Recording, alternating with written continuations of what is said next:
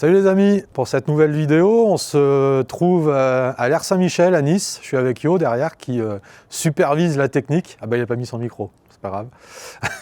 Donc on se retrouve à l'Air Saint-Michel qui se trouve au-dessus de Guéraud. C'est l'endroit où j'ai été tourner la dernière vidéo par rapport à l'interview de Benoît. Donc voilà, on n'est pas très loin de l'église de Guéraud et de la cascade là, que vous avez vu dans le dernier épisode. Et en fait, on est venu ici parce que je vais avoir un autre témoignage qu'on ne pourra pas filmer, je pense pas. Un monsieur qui m'a raconté que dans sa jeunesse, il a à peu près mon âge, donc ça fait à peu près 25 ans. Ils étaient venus là, ici à l'Air Saint-Michel avec ses potes le soir pour passer la soirée, rigoler ensemble. Et en fait, ils ont entendu des bruits très bizarres qui leur ont fait la peur de leur vie. Donc voilà, donc là le monsieur, je vais sûrement aller le voir la semaine prochaine. Mais voilà, je sais, de toute façon, l'Air Saint-Michel, c'est un endroit à Nice, c'est dans les hauteurs, dans les collines. Vous allez voir, c'est plein de forêts. Le lieu, la nuit, est assez étrange et c'est pas la première fois qu'on entend parler de gens qui se sentent pas trop bien le soir ici. Enfin, voilà, c'est un lieu, ça fait partie des petits lieux un peu mystérieux de la périphérie niçoise.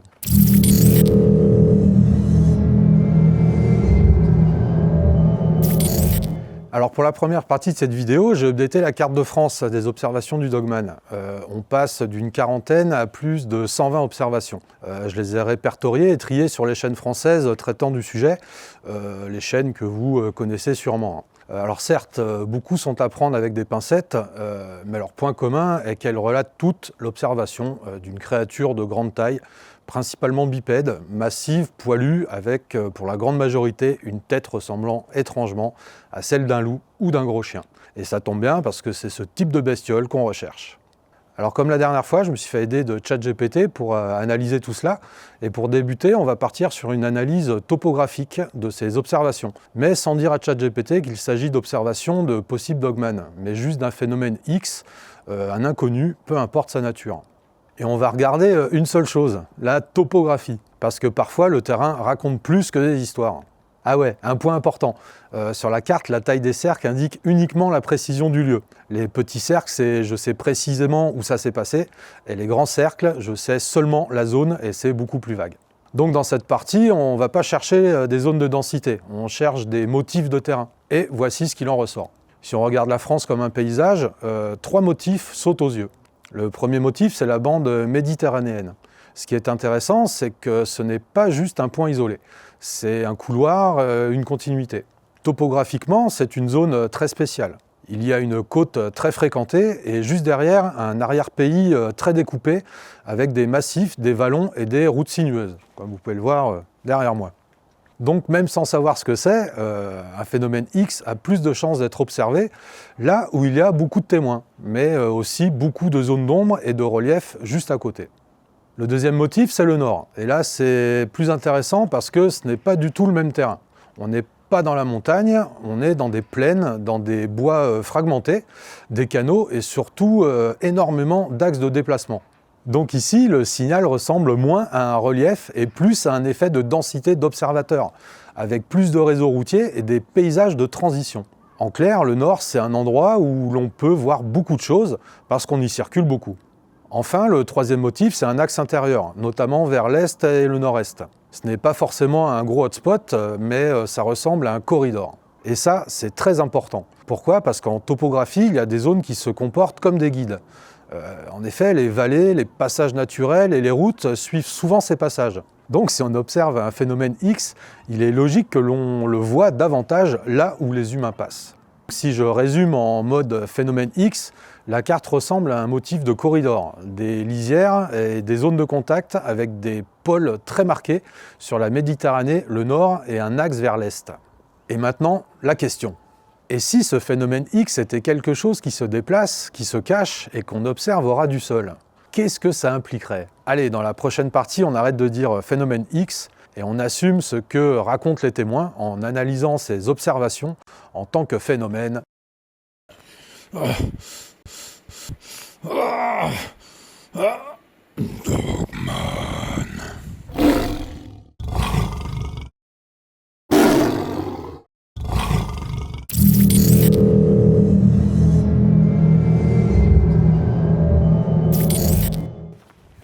Ah, les amis, Ok, maintenant on change les règles du jeu. Jusqu'ici, j'ai fait exprès d'appeler ça un phénomène X. Mais dans la réalité, en fait, les témoins disent, ils disent pas qu'ils ont vu un phénomène X, ils décrivent un dogman. Donc la question devient plus précise. Si on prend ces récits au sérieux, sans dire que c'est vrai à 100%, qu'est-ce que la topographie peut nous apprendre sur ces lieux de vie possibles et sur les axes de déplacement? Avant de continuer, je rappelle la règle de ma carte, la taille des cercles. Alors la taille des cercles, c'est la précision du lieu, pas la densité. Donc ce qu'on recherche maintenant, ce n'est pas où il y en a le plus, c'est quel terrain et quels chemins reviennent. Alors un point super important, une carte Dogman n'est pas forcément une carte de nid ou de territoire. C'est d'abord une carte de rencontre. Pourquoi? Parce que les témoins voient surtout des choses sur la route, en lisière, près des villages et sur des chemins accessibles. En effet, on ne voit pas grand-chose au cœur d'un massif à 3 h du mat, parce que personne n'y est. Donc si quelque chose vit ou circule dans une zone, on va surtout le croiser à la frontière entre humain et nature. Maintenant, si je fais un raisonnement froid, presque biologiste, un dogman, ou en tout cas une entité qui veut rester discrète, aurait besoin de 3 choses. Une couverture, des ressources et de la discrétion. Une couverture, c'est quoi? C'est des forêts, de la garrigue, des ravins, des massifs, des vallons, tout ce qui casse la visibilité. Comme un peu ce qu'il y a un peu derrière nous. Vous voyez, s'il y a une bestiole qui veut se planquer derrière, on la verra pas, elle sera bien cachée. Les ressources, par contre, c'est dans beaucoup de régions, c'est des sangliers, des cervidés et des petits animaux. Et parfois aussi la proximité d'élevage ou de zones agricoles. Et la discrétion, c'est des reliefs, des zones peu éclairées et des secteurs moins denses. Alors quand on regarde la carte, ce qui ressort, ce n'est pas le plein centre-ville, c'est souvent l'interface. Alors l'interface, c'est l'arrière-pays, les rebords et les transitions, les axes de transition. Prenons la bande méditerranéenne. Pourquoi elle ressort autant? Parce que topographiquement, c'est un terrain presque parfait pour des rencontres. Il y a une côte très fréquentée et derrière des massifs et des vallons. Des endroits où tu peux te cacher à 200 mètres très près d'une route. Et dans ce genre de terrain, si une silhouette traverse, tu peux la voir et la perdre en quelques secondes. Le nord, c'est différent, il y a moins de relief, mais il y a une énorme mosaïque de champs, de bois, de villages et beaucoup de routes. C'est un terrain où tu peux te déplacer couvert en restant proche des zones humaines. Et ça colle avec une idée simple. Les rencontres se produisent là où les trajectoires humaines construisent les zones semi-sauvages. Puis, dans l'est et l'intérieur, on retrouve l'idée de corridors avec des vallées et les passages naturels. Des endroits qui structurent les déplacements, qu'ils soient humains ou non.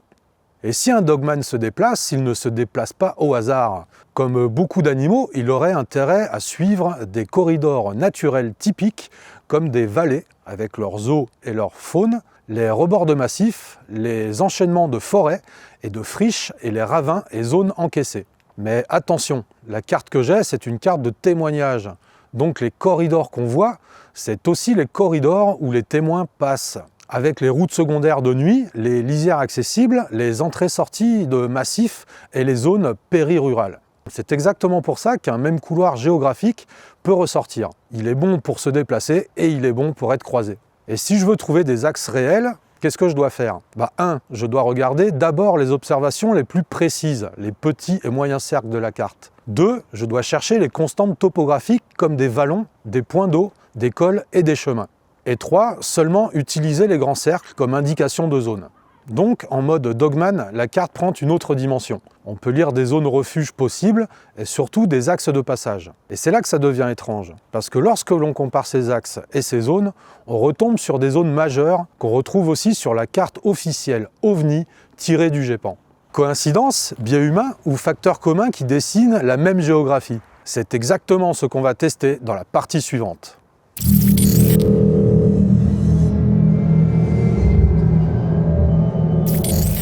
Alors la France, on la connaît tous, même quand on arrête de la regarder comme une carte touristique et qu'on la regarde comme une carte de témoignage, quelque chose apparaît. Maintenant, on va prendre 2 phénomènes que tout oppose. D'un côté, les pannes et ovnis recensés officiellement par le GEPAN, et de l'autre, des témoignages de dogman plus rares, plus dérangeants et plus animal. Et pourtant, quand on pose les cartes l'une sur l'autre, la France ne s'allume pas partout. Elle s'allume dans les mêmes grandes zones. Je vous propose un truc simple. On ne va pas croire, on va regarder. Parce que ce que j'ai vu dans les cartes, c'est troublant.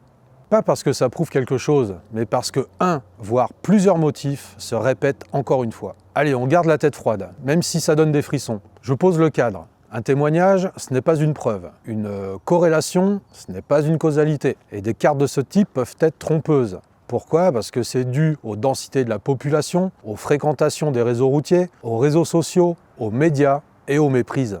Mais une carte peut aussi révéler une chose. Elle peut révéler un motif. Et un motif, ça se teste. Cette vidéo n'est donc pas une conclusion, mais bien un début d'enquête.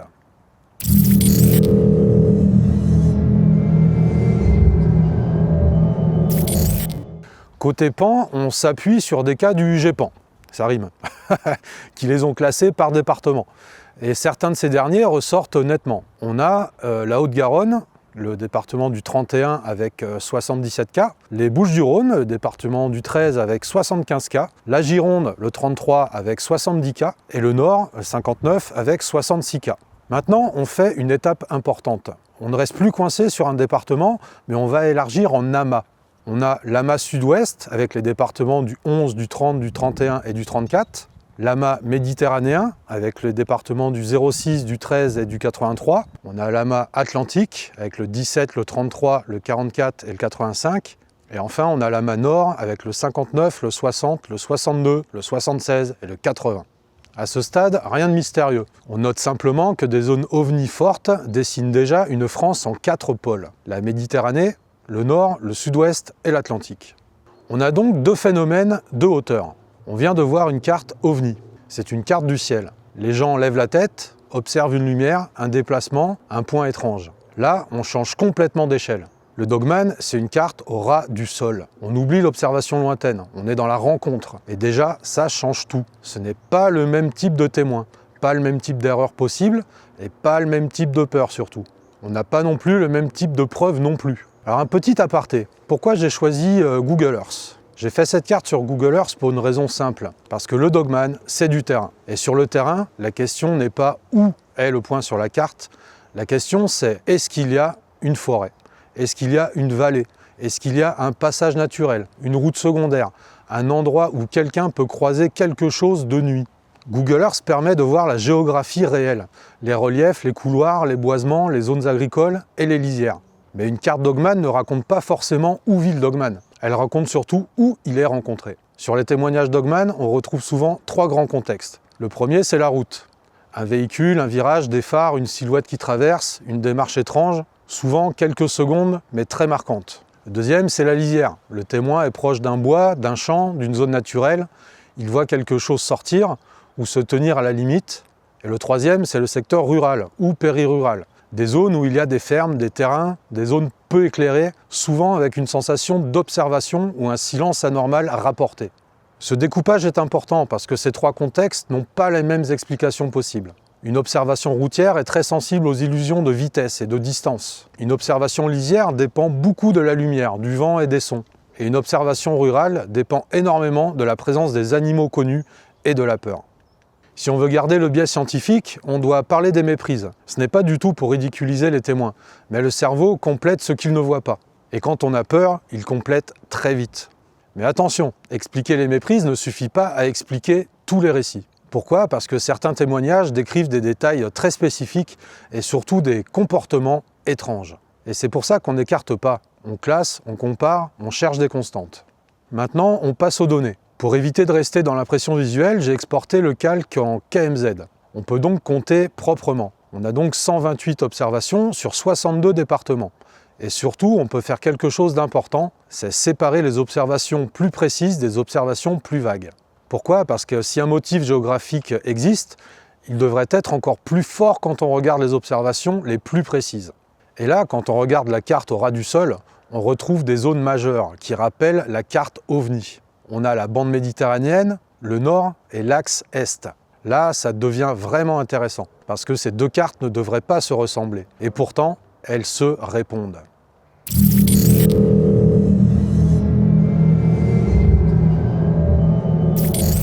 Alors on va parler des top régions Dogman. Alors la top région Dogman, on a quoi? On a la région PACA. On a aussi la Nouvelle-Aquitaine, l'Occitanie, l'Auvergne-Rhône-Alpes et les Hauts-de-France. Et là, on commence à voir la première chose étrange. En effet, les zones fortes en dogman dessinent une France qui ressemble beaucoup à la carte OVNI. On a toujours la bande méditerranéenne qui ressort beaucoup, on a le nord qui ressort aussi, et quand on regarde l'axe est-nord-est, on retrouve aussi des zones chargées. Mais ce n'est pas partout, ce n'est pas au hasard, mais c'est une répartition d'un ou de plusieurs motifs. Et ces derniers nous exposent comme une trilogie plutôt étrange, la trilogie Méditerranée, Nord et Est. On a un premier motif, c'est la bande Méditerranée. Côté OVNI, c'est une zone forte. Côté dogman, c'est une zone aussi qui est très très forte. Là, l'étrangeté, c'est que ce n'est pas juste un département, c'est toute une bande, tout un couloir, une continuité géographique. Si c'était juste du hasard, on devrait voir des pics isolés. Mais là, on voit une ligne. Deuxième motif, le nord. Côté OVNI, c'est un des plus gros pôles. Côté dogman, c'est le département numéro 1 en volume brut. C'est le 59. Là encore, ce n'est pas un point, c'est une zone. Et puis, il y a l'Est. Moins en tête en chiffres bruts que la Méditerranée et le Nord, mais en motif géographique, l'Est apparaît comme une colonne vertébrale, comme un axe de circulation, de vallées, de reliefs, d'infrastructures qui revient dans beaucoup d'histoires. Alors ce n'est pas un hotspot isolé, c'est une zone qui fait le lien entre plusieurs régions. Alors le motif existe, mais il faut se calmer. On a comparé les observations de dogman et celles des pans relevées par le GEPAN, par département.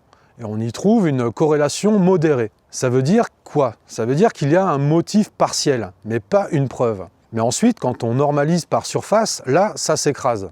Donc, on doit envisager sérieusement le facteur humain. Les populations, le signalement, les réseaux. Et malgré tout, certains départements sont communs dans les deux mondes. Le 06, le 13, le 34, le 59 et le 83. Et 37% des observations de dogman tombent dans les 16 départements des 4 amas OVNI. C'est là que le mot juste n'est pas preuve. Le mot juste, c'est étrange.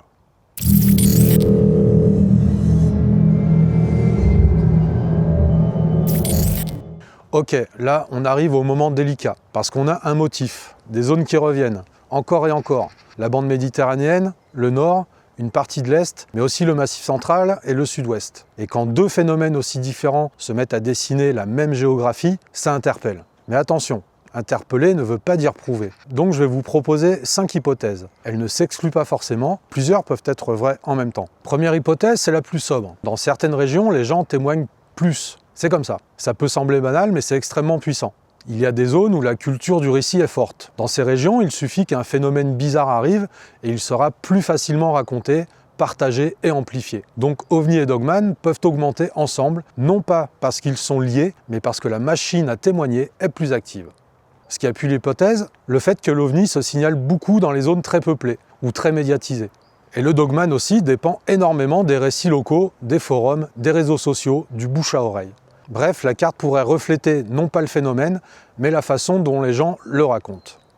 La deuxième hypothèse, c'est que les mêmes zones ressortent parce que ce sont des zones où l'on voit plus tout simplement.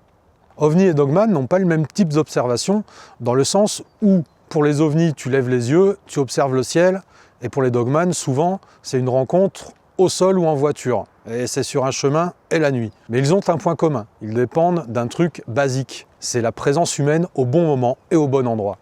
La bande méditerranéenne, par exemple, c'est une énorme densité de population, de routes, de déplacements, du tourisme, des gens dehors le soir et souvent un ciel dégagé. Le nord, c'est pareil, une densité humaine élevée, des déplacements constants sur des grands axes et une tradition de témoignage parfois très structurée.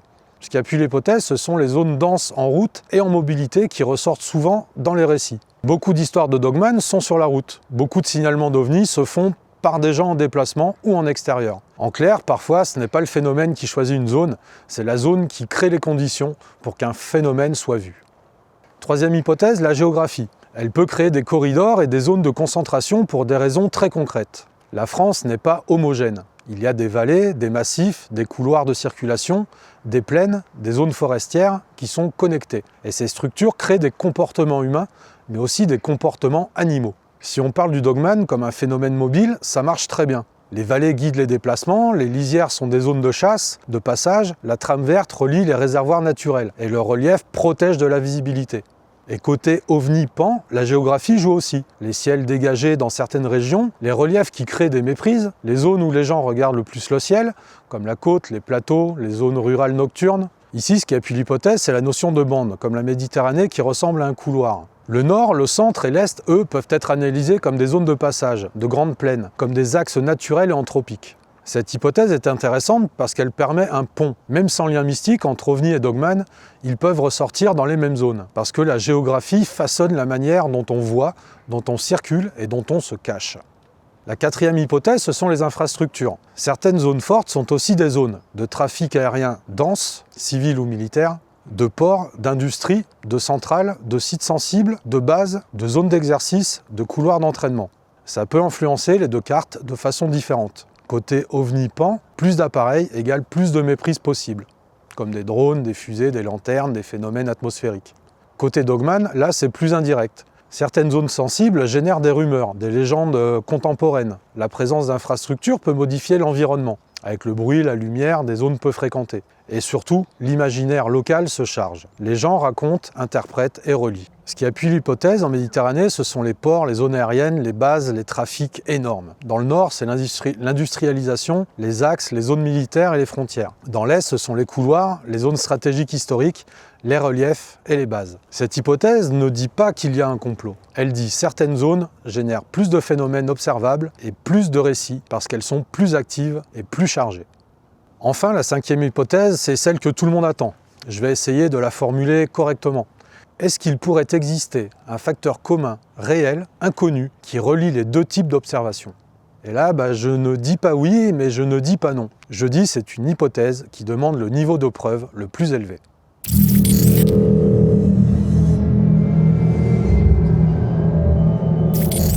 Si et seulement si il existait un lien, il pourrait prendre plusieurs formes. Option A, même fenêtre d'apparition. Certaines zones auraient des conditions particulières. La météo, la géologie, les champs électromagnétiques, les couloirs atmosphériques, l'isolement nocturne. Et ces conditions rendraient plus probables des observations de choses étranges, au sol comme dans le ciel.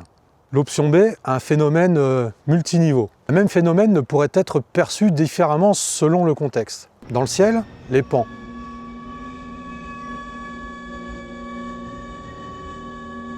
Au sol, les entités, les animaux, une silhouette.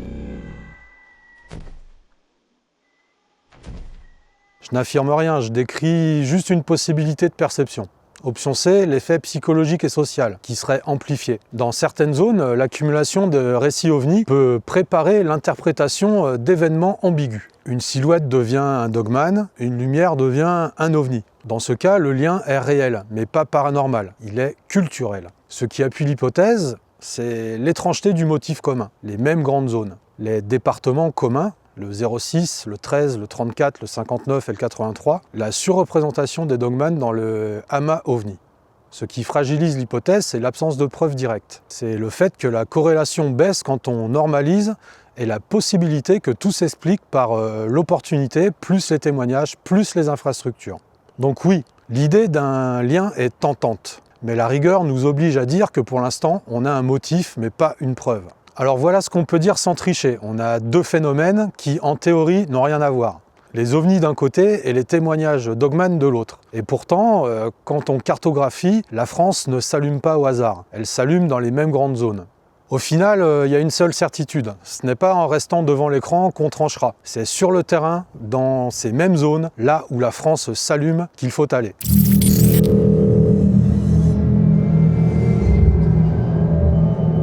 Alors pour conclure cette vidéo, je vous demande de ne pas croire, mais je vais vous demander d'observer. Parce que ce que montre cette enquête, c'est une chose simple. Les deux cartes se répondent.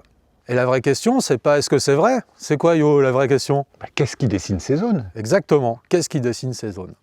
Alors les amis, je vous rappelle que si vous avez été témoin d'un phénomène, si vous avez fait une observation d'une bestiole étrange, que ça soit ou dans le 06, ça serait génial parce que c'est vers chez nous, ou n'importe où en France, et que vous voulez bien témoigner, même juste me parler sans qu'on fasse un témoignage filmé, je vais juste m'envoyer un mail pour me raconter votre observation. Alors c'est avec plaisir, vous pouvez m'écrire à wervolvarine@gmail.com, voilà, je vous mets le truc là, tac, l'adresse mail. Et comme ça, on pourra rentrer en contact et nous, ça pourra sûrement nous aider dans nos recherches. Les amis, je vous remercie d'avoir regardé cette vidéo et je vous dis à très bientôt pour une prochaine explo. Bye bye les amis.